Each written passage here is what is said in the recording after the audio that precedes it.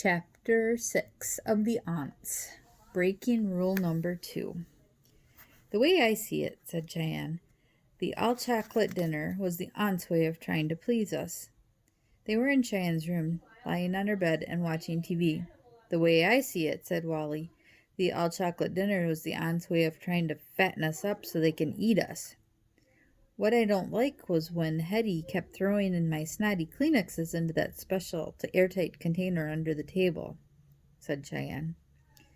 What I didn't like was when they asked me to sleep with plastic baggies tied around my feet, said Wally. Why do you think they're doing these things? Cheyenne shook her head. I don't know, Wally, she said. Maybe they just want to keep your feet from stinking up the house.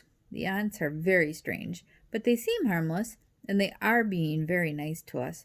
I guess it couldn't hurt to do what they ask. The twins watched cartoons in Cheyenne's room until she got tired. Then they said goodnight, and Wally went to his own room. He turned off his light and lay in bed thinking.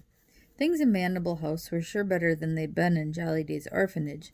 Wally loved having his very own bedroom, and even if the aunts were weird and smelled funny, it's true they were being very nice. But no matter how nice the aunts were acting now, Wally didn't trust them. If he and Cheyenne were in danger here, he had to find out while there was still time to do something about it. Wally crept to the door of his bedroom and peered into the darkened hallway.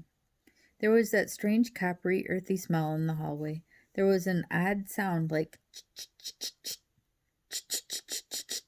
coming from downstairs, and from somewhere nearby came the muffled voices of the aunts. As quietly as he could, Wally crept forward. The door to Dagmar's bedroom was slightly open, and a thin triangle of light lay across the hallway floor. Wally could hear voices inside the bedroom, but it was hard to make out what they were saying. And the babies will be pleased, said one of the voices. Do you think the babies will be so pleased? Said the other. Who were these babies they were talking about? Wally and Cheyenne? Wally and Cheyenne were 10 years old. They were certainly not babies. And what would they be so pleased about? Were the aunts planning more all-chocolate dinners? Should see real growth now, very soon, said the first voice. Can't wait to see the joy on their tiny faces, said the other. Did Wally and Cheyenne have tiny faces?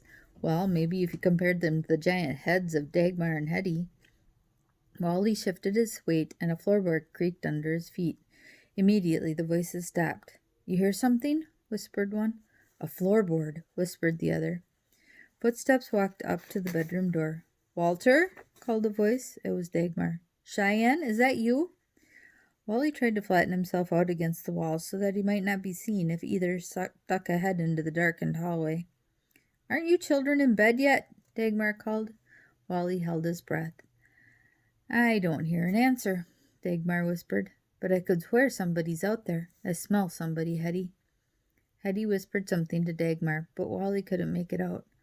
Well, then I'll have to look, Dagmar answered. Oh, no, thought Wally. Don't come out here. Please don't come out here.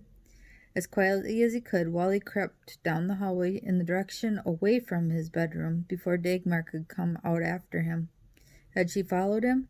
He couldn't tell. He reached the end of the hallway, a flight of stairs. He crept silently down the stairs to the first floor and hid beneath the stairway. He heard Dagmar's footsteps on the landing above his head. Walter? Cheyenne, said Dagmar from the second floor. Are you kids still awake? Please don't come downstairs, thought Wally. Please do not come downstairs. It's completely quiet out here, Hetty, said Dagmar. I think the children are asleep. Wally heard Dagmar walk back into the bedroom. Phew, that was close, he thought. Under the stairway was a door. Above it was a sign. From the faint light coming in through the barred windows, he could make out the words, Cellar, do not enter. Wally didn't want to go to the cellar. The twins had been strongly warned not to go in there, but he had to find out what the aunts were up to while there was still time. So Wally opened the cellar door. He was surprised it wasn't locked.